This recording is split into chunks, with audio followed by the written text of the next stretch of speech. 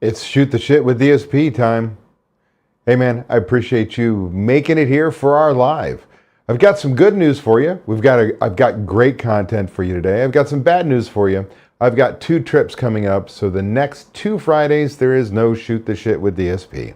I'll be in Canada, or at least on a plane on my way to Canada for a regatta, Canadian Henley, that I'll be rowing in 3 different events.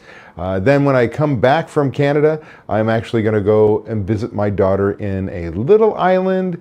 Well, it's the 3rd largest island in the United States, but little island in Alaska called Prince of Wales, Alaska, and see her tattoo shop and her apartment and see the kittens and her boyfriend and go hike and fish and do some really fun shit. I'm going to take a little vacation, hey, go see some family and go see a new place. So I'm pretty excited about that.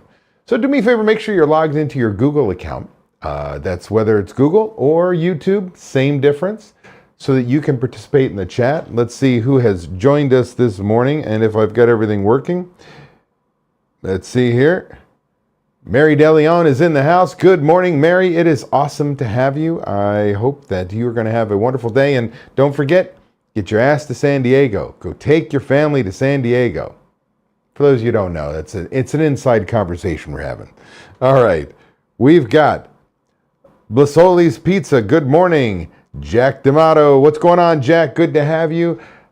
I hope you're having an awesome day. At least it's the beginning of the day for me. We've got Jose from Chicago Taco Authority. Good morning. I haven't seen you in a while, my friend. How have you been? I hope things are going well. I've got some of you guys are my regulars here on Shoot the Shit with DSP. It is awesome to have you. You're the reason why I get up and do this, because it actually takes work to put together the content, to set up the studio, get everything going. I've got a little something new today I'm going to try, which would be fantastic. Jim Upchurch is in the house. Good morning, DSP. It's been a while. Yes, it has. I see us.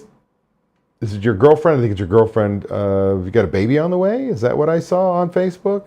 Hopefully that's public knowledge, considering you put it on Facebook. Congratulations on that. I hope baseball's going well. I hope your restaurant's kicking ass.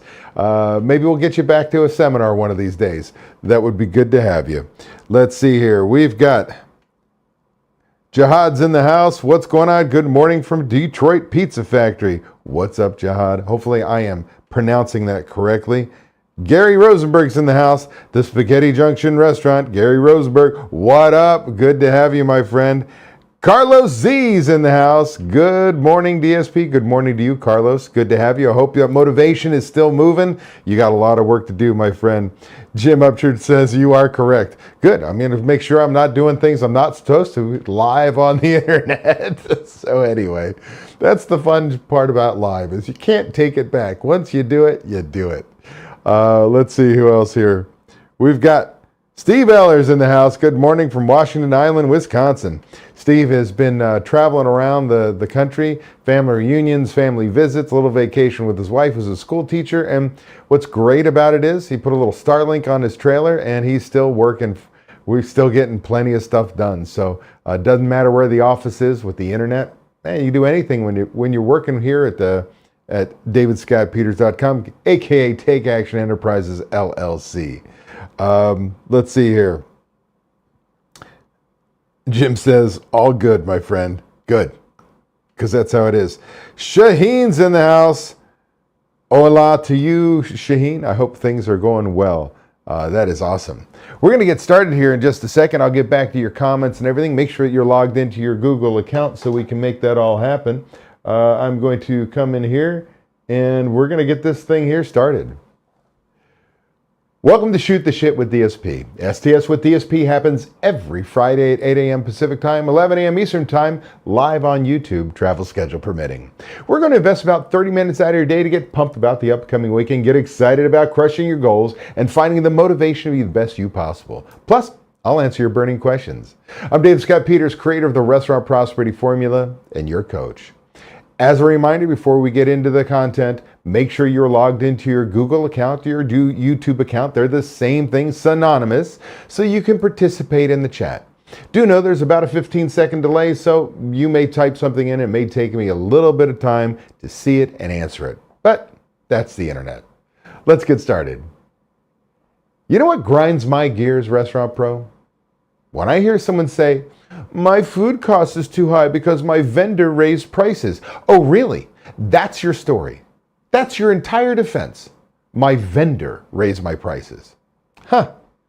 So your vendor climbed through your kitchen window, if you have one, in the middle of the night and force-fed your staff extra shrimp and steak, huh?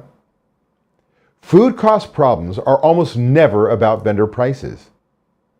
They're about waste, theft, overportioning, no systems. That's not inflation that's gutting your margins. It's your lack of discipline, and that's a leadership problem. Let me say it louder for the people in the walk-in. Hey, if you're not using the waste tracker, the key item tracker, and a damn good prep list, your food cost is your fault, period. Let me give you a real story. This one's from Ralph Lewis down at the legendary Okeechobee Steakhouse in West Palm Beach, Florida. Third generation operator, smart as hell, runs multiple concepts, including a yacht provisioning biz. But even with all that experience, they were bleeding product.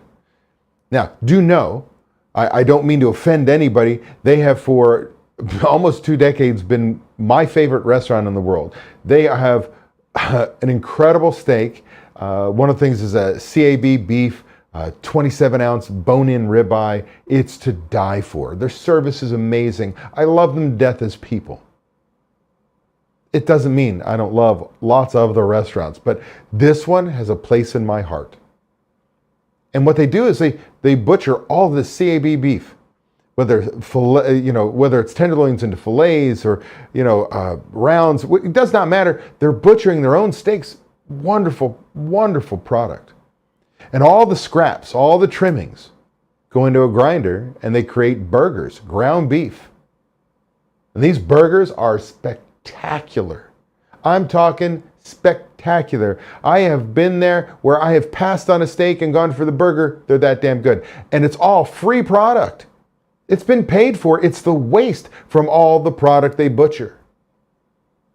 Now, they were using the key item report, comparing it with what they sold, what they should have had in inventory, and something didn't add up.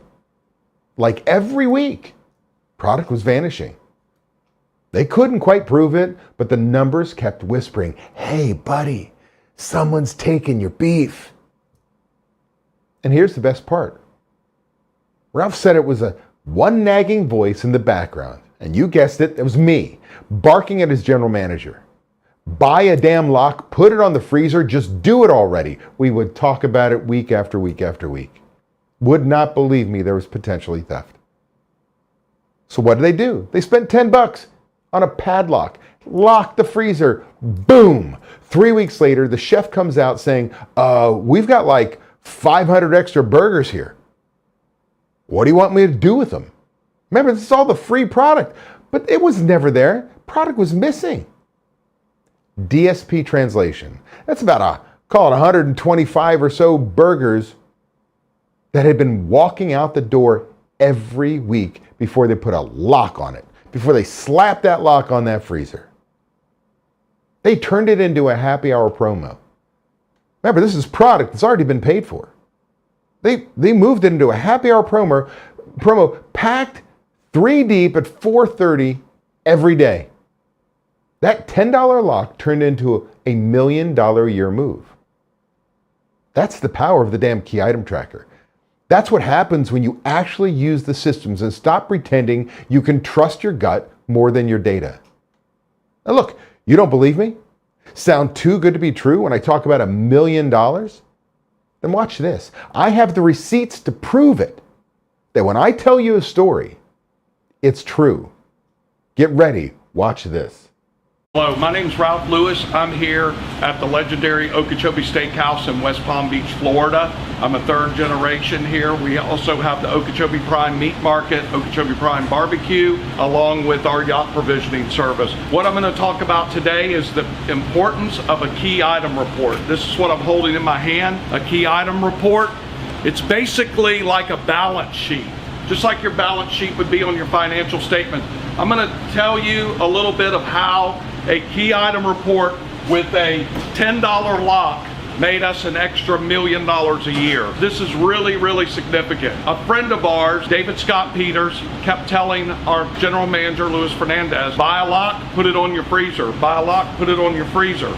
We kept coming up, we checked our key item report. It's basically where you balance out what you've sold versus inventory, what you should have. So that's just real quick. A little more to it, but that's real quick. So we were coming up, things just didn't add up. What did we do? Luis went out, bought a $10 lock, put it on the freezer. So it's this simple. Get the lock, put it on, and what happened is after about 3 weeks, our chef, our kitchen manager comes to us and says, hey, what am I gonna do with all these extra 400 or 500 hamburgers we have? At that point, we looked in the freezer. You can see everything's in here in the freezer. What we did at that point is, what are we gonna do with all of this burger? We decided to do a happy hour.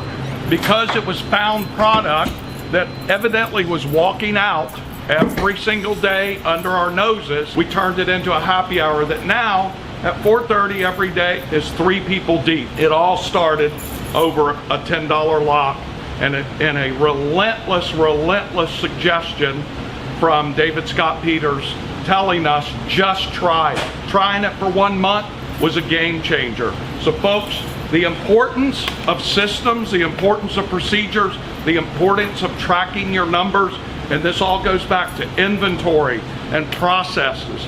Just remember, you cannot manage your business unless you have manageable processes and systems in place so you can hold your managers accountable for your managing systems. Talk to you later.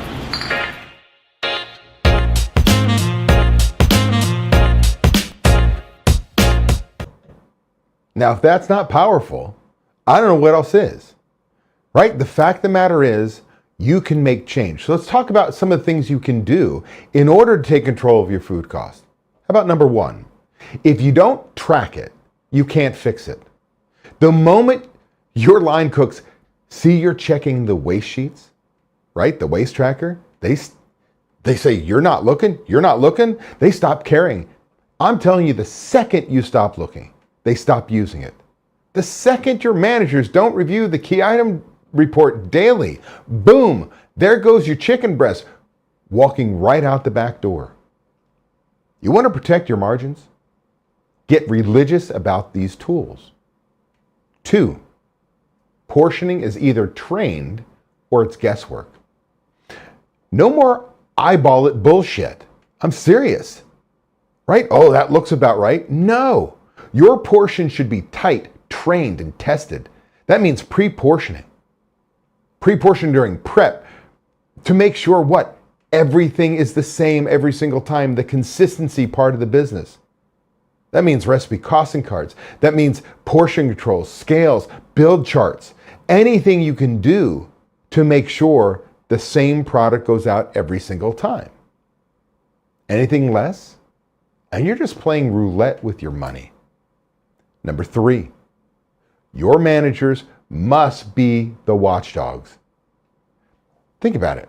Why do I have managers? To ensure the process is working. You think you can fix food costs by barking once a week about invoices? Get out of here. Your manager should be inspecting the waste log, signing off on transfers, and spot checking portioning daily. Otherwise, they're just babysitting with a clipboard. Let me make this crystal clear. The work's not in your kitchen, it's in your head. That's a direct insight from Steve Eller, one of our incredibly smart coaches on my team. He nailed it during a recent coaching call, and it hit like a freight train. If you think you can keep coasting, letting things slide, running vibe-based operations, you're wrong. Your food cost won't improve because you hope it does. It improves because you built a system and you lead people through it. You don't need more reports, you need more ownership. This isn't about food cost. It's not about rising prices. It's about whether you decide to run your kitchen or let it run you into the ground. Because kitchens don't drift into excellence. They drift into chaos. You want discipline, you install it. You want accountability, you live it. You want profit, you earn it with leadership, not luck.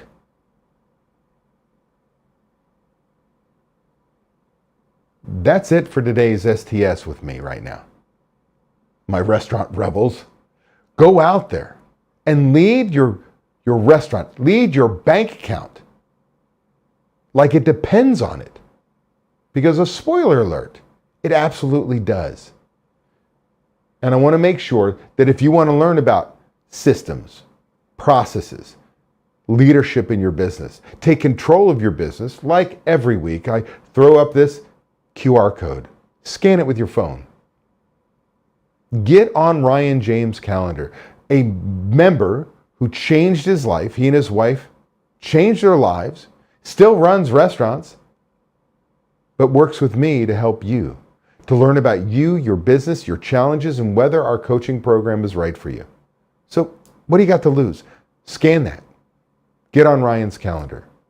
We'd love to talk to you. So now, that concludes my portion of STS with DSP. Now it is time for your questions, your comments, your anything that's going on. Let's see who else we've got in here. Who just snuck in. Huddy's is in the house. I still need a Huddy. I still want a Huddy. Stacy, I want a Huddy. I love bagels. All right, Duke is in the house. Cameras help a lot too. Yeah, but let me be clear. Duke, cameras are reactive. These other systems are preventative and proactive. So let's think about this. I have two close friends of mine, the Saldi brothers, who were members with me for, 20 years. And love them to death. They're literally like family to me. And they had a business partner early on, which we got rid of when we were first working together, who literally walked in. They were disgruntled. They were having a fight. We got kicked out of the restaurant, even though they were partners. Came in, took an empty keg, and was bashing the door handle on the liquor closet because he wanted to steal booze. On camera. I've got the receipts. I've got a video of it. With a dishwasher looking over his shoulder, watching technically an owner try and steal. Dishwasher didn't say anything. Nothing happened. What if he gotten in? What if you have a cook, takes a couple beers? What if you have a cook, take a case of steaks, walk out the back door, it's on the camera? What are you going to do? You're going to watch, hey, you're going to come in tomorrow morning and you're going to sit and you're going to play the recording. And all your team come in, hey, what are you doing, boss? What are you doing, boss? Oh, I'm just watching yesterday. Like you're going to sit there for 8 hours and watch 8 hours of footage, 10 hours, 12 hours of footage. And oh, by the way, if you see it and they give you the finger on the camera, what are you going to do? Fire them? Great, you fire them. They're going to get a job next door. So what we want to do is put systems in place with managers inspecting those systems to keep honest people honest. Now, I do agree with cameras, and I think you should have them, but they're more for incidents of let's say, violence, harassment. There is an episode. There's something you need footage for. But they don't prevent theft. They really don't. But again, I think you should have cameras. That's my little thing here. Deja Wakefield's in the house. Good morning. Deja, do you see those beer cans? Still have beer in them, and they have not exploded. So, at some point in time, we need to talk to your brewery. If you really don't want to see those explode, I need new ones with water in them. But otherwise, I'm rolling the dice. Right there, Seaquake Brewing. They're up there on the shelf. Let's see. Alex in the house. Cameras are reactive, locks are proactive. Very true statement. Yes, yes, yes. Very much so. But again, I believe you should have the cameras. So let's be clear on that. Now, this is the time for your questions, your comments, your challenges. How are we doing on time? Everything seems to work. Whoop, I'm playing with my light. It's touched 8:19. So I've got 10 minutes for your time. There's about a 15-second, 20-second delay. So I'm going to draw this out for a second, give you an opportunity to type in. In order to participate, Make sure you logged into your Google account, your YouTube account, so that you can play in the comments, because I will answer your questions. Let's see how we're doing here. Okay, we've got Gary says, thinking about changing POS system to Toast. Any comments? Either good, bad, or are welcome. Gary, I'm going to tell you this. When Toast first came out, I was an absolute negative Nelly. There's no way in hell I would have let you sign up for Toast, because in the early days, before they were getting all their public money and all the things going public, they were making their money on credit card discount rates, and they were probably the highest in the industry. Well, there's a lot of pushback, and they've added a lot of features. And over the years, they stopped being that. They'll match where you are, they'll beat some, they may be slightly high, but they're competitive now. But I will tell you, I've never seen a company in the tech space, in the restaurant space, I should say, that is any more ingenuitive, cutting edge, staying on top of things, to a point where they try and get you to play in their ecosystem, meaning their food costing software, their loyalty, there. But the fact of the matter is, I'd probably tell you that Toast is a good choice. I don't have, I'll tell you, they've got 24/7 support. That's the good news. The bad news is, you go to a call center in another country and you may have to spend 20 minutes with somebody who doesn't know what the hell they're talking about to get to level 2 where they'll fix it. So it's 24-hour support, but it may take you a little while to get to what you really want to do. But as far as reporting, part of stability, things that they've added to the software, the reporting, I don't have any complaints. And I'll tell you, probably 8 out of 10 of my members are using Toast. A lot of people are using, what am I thinking of? I am now blanking on their major competitor. It'll come to me, but it doesn't matter. I don't think you're going to go wrong with Toast. I really don't. In fact, again, 8 out of 10 of my members are probably using it. Hopefully that helps. Carolyn's in the house. Carolyn says, good morning, David. I haven't been on a live in a while. I like your new studio layout. You have not been on a live in a long time. This has been going on for a long time. It is great to have you back. Yeah, I've actually got, you ready for this? I'm going to show you guys. Let me swipe this way. There's a standing position here, a standing position here. So that would be me at my computer. That would be me sideways with the computer view. So there's even more I haven't used in my studio yet. So wait, we're going to do some stuff. We're going to get some webinars over there. I haven't had the motivation to do it yet, but we're going to do some things from that standing position. I've got lots of cameras, lots of lights, everything. But welcome back, Carolyn. Let's see. Carlos says, I just signed up with Toast. It is quite a process, but I suggest you keep things neat and organized, especially the menu build part. Yeah, you've got a lot of work. Switching a POS system is a big effing deal. Make sure you're set up properly. That is critical.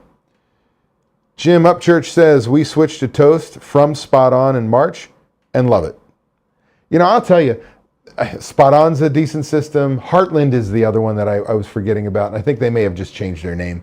Those are probably the 3 big ones we come across. Really, Toast, then Heartland, and Spot On. It's service. They all have the right reporting. It's about service. It's really what it comes down to. And one thing that Toast does well, and again, you guys asked the question, I've got no affiliation with Toast. The fact of the matter is, they're always being ingenuitive. They're buying companies. They're trying to create their own ecosystem, but they also let outside companies API in and use it. So you don't have to use their loyalty program. You can use Driver because it connects. You don't have to use their food and beverage software. You could use Margin Edge because it connects. No wrong choices. All right. Let's see here. I've got Jiad says, Jiad says, what are your thoughts on Hunger Rush, formerly known as Revention? Revention POS system, I've got nothing negative to say about it. Like, there's only a couple POS systems that go, no, no, no. And it's not because they're bad. It's because they don't have the right reporting. They're not right for restaurants.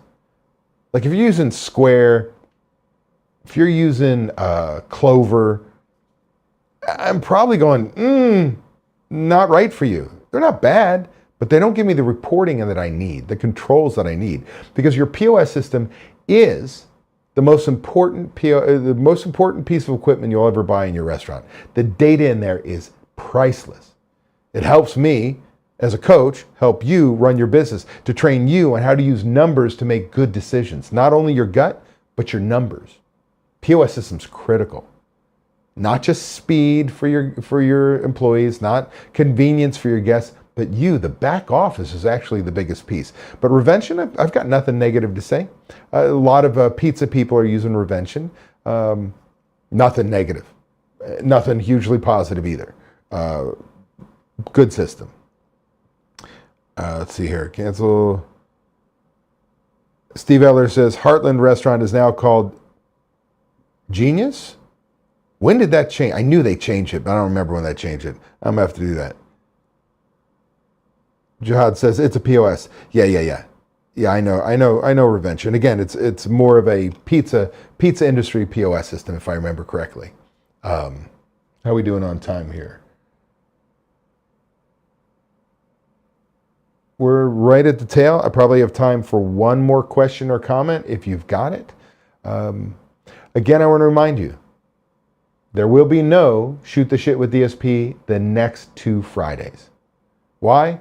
Because I've got a race in Canada, and then I'm going to go get on a plane after that when I get home immediately to go to Alaska and visit my daughter. Little vacation. So the next 2 Fridays, no STS with DSP, but the following Friday, we'll be back here in this studio ready to go.